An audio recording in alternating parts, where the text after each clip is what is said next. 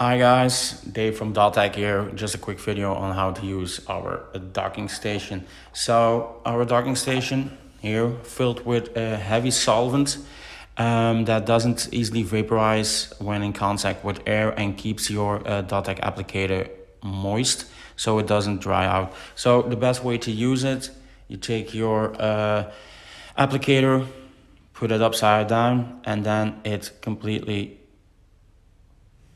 seals off here on the edge so air can get into the docking station, and that will keep your applicator moist throughout the week, 2 weeks, as long as you need it.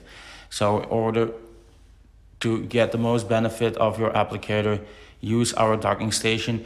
You can use a glass jar, but you will see it will dry out. You will get hard coating on the edges that will not easily be removed, and it will be a hassle to remove your applicator every single time.